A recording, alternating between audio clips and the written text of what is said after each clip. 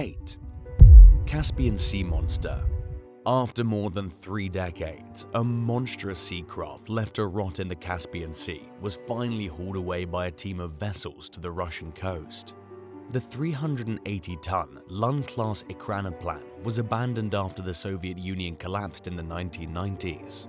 A remnant of turbulent times for Russia, the vessel was left at the Kaspiysk naval base as a sign of the failed attempt of Russian coup against General Secretary of the Communist Party of the Soviet Union, Mikhail Gorbachev.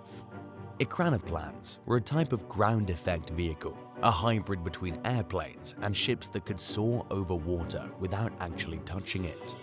Their signature maneuver was to skim the surface of the water from between 3 feet and 16 feet, making them a stealthy, speedy tool in the Russian military arsenal. It could travel up to 550 kilometers per hour.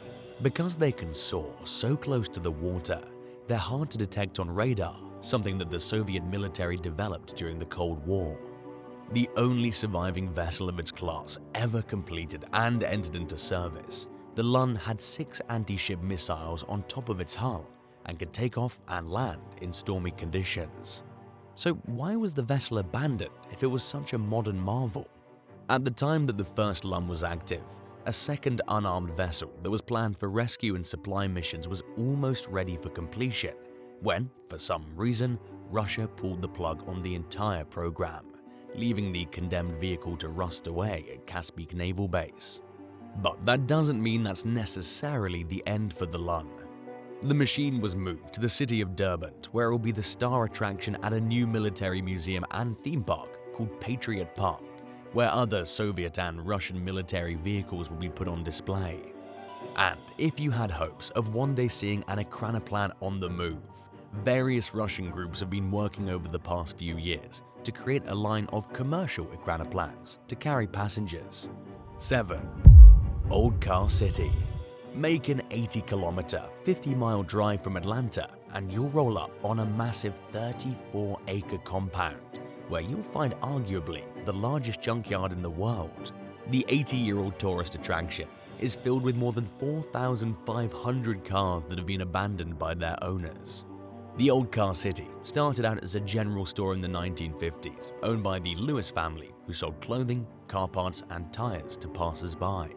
During the Second World War, when steel and tires became scarce, the Lewis family shifted gears by transforming the store into an auto salvage yard.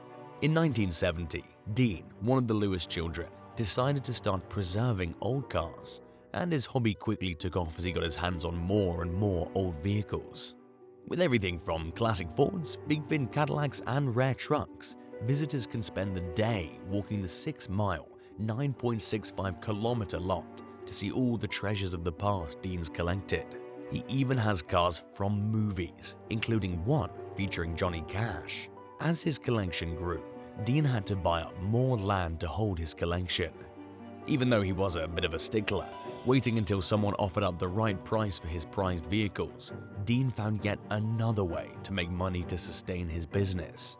Instead of selling off cars, he found that by turning the junkyard into a tourist attraction and charging admission, he made way more money than selling parts. What started as a way to keep food on the table is now a way for one car collector to continue his hobby while sharing it with those who want to see an endless collection of classic cars. The colorful, rusted-out vehicles also make for excellent social media posts, so if you ever happen to be near Atlanta, take a shortcut to Old Car City and snap a few selfies. 6. The Iron Scow. A ship that's been stranded high above Niagara Falls, Canada for over 100 years recently went for a bit of a thrilling ride. Since 1918, the dumping scow, a type of barge, sat lodged on a rocky perch after 2 men stranded on the vessel had to open its bottom doors to flood the ship long enough to slow it down. While out on a dredging operation in August 2018, the men became stuck in the shallow rapids only 600 meters from the edge of the massive waterfall after the scow broke loose from the tugboat that had been hauling it. The men were later safely brought to shore. But the scow was in such a dangerous position so close to the edge of the falls that experts decided it was a lost cause and abandoned it there. Visitors to Niagara Falls had become so used to seeing the rusted, hollowed-out ruins in the water, they were understandably shocked when in 2019, a severe wind and rainstorm moved the scow, sending it careening onto its side. Even though some might see it as a bit of an eyesore, it had become a staple to the Niagara experience. Even though the storm sent it almost 50 meters closer to the edge, it still sits in the Niagara River, with some parts slowly breaking off from the force of the water.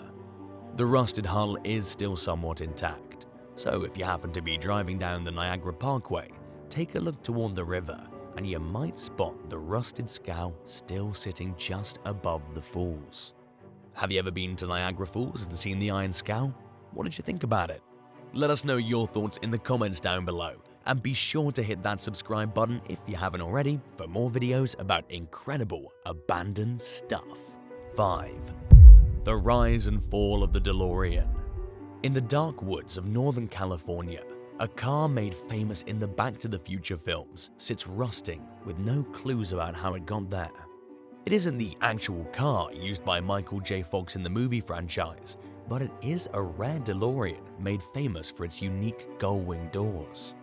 Discovered covered in dust in 2009 on private property, but otherwise looking like it had been taken care of, online enthusiasts were shocked at the car's state, but they quickly moved into action and tried to get in touch with the landowner to buy the car so they could restore it.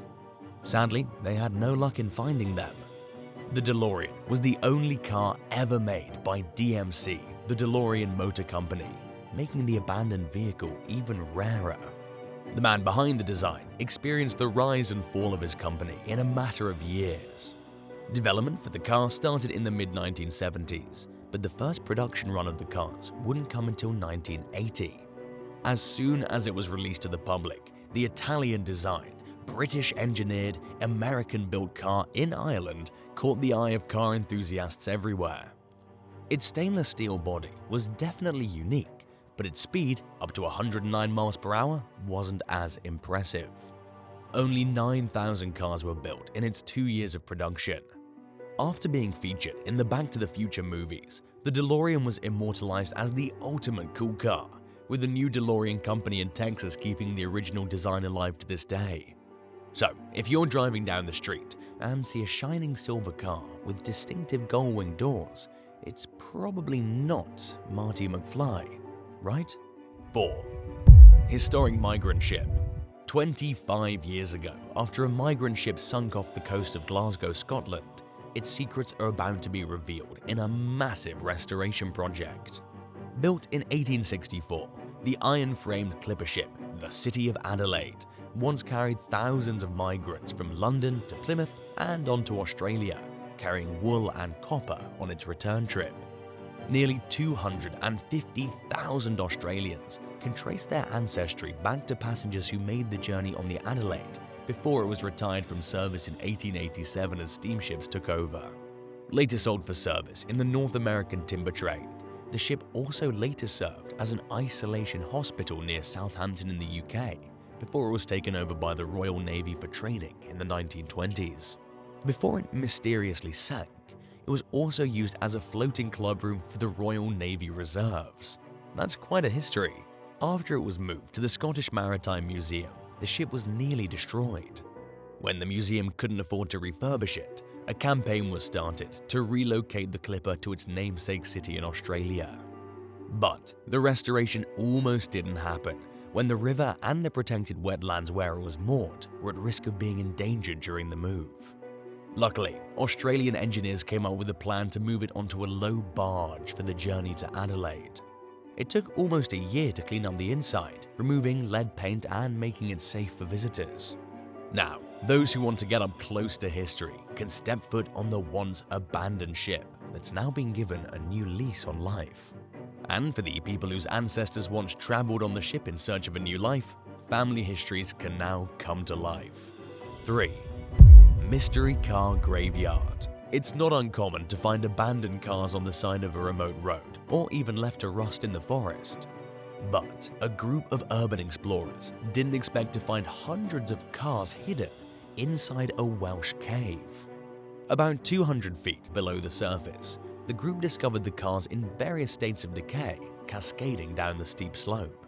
Most were from the 1970s, but considering the mine closed in 1960, one can't help but wonder how all those cars got there and why they were dumped there to begin with. The conditions there were extremely dangerous, with slate falling from the ceiling, and the inside of the mine was very unstable.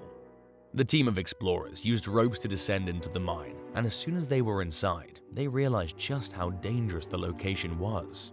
Some of the explorers think the dark, slippery roads could be why so many vehicles met their end at the bottom of the mine.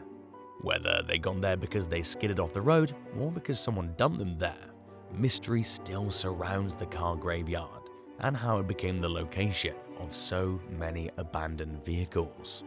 2. World War II tanks in France. Normandy's strategic placement in northern France made it the opportune place to launch one of the largest military assaults during World War II. 156,000 American, Canadian, and British troops landed on 5 different beaches along the Normandy coast in June 1944, and 2 months later, all of northern France was liberated from German forces. With so much fighting between military forces in the area, it's no surprise that remnants of these battles still linger to this day. And in the sandy dunes of Biville, 300 hectares of the coastline are now home to rusted old tanks and trucks once used for firing practice. During the war, Germans had taken control of the town, setting up to the north where they could look down upon the commune and observe American troops who had been sent to the area to liberate it from the Nazis.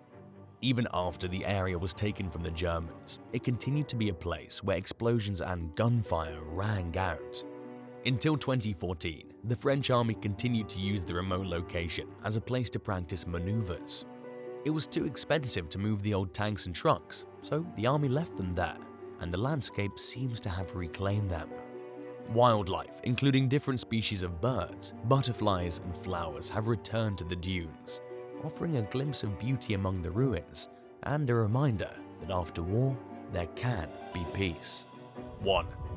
Sweden's car cemetery. Most car lovers like to display their vehicles in a pristine condition. But a man in Sweden who came across multiple vehicles abandoned in the forest decided to start his own collection from the misplaced cars. After spotting a tract of unused bogland, Ake Danielsson decided it would be the perfect place to put his growing collection of abandoned old vehicles. Over the years, Danielsson continued adding to the collection and ended up with a side hustle where he sold spare parts from his makeshift scrapyard. As he amassed countless buses and cars in various states of decay, Danielsson found that his collection wasn't only a draw for those who needed parts for their own cars.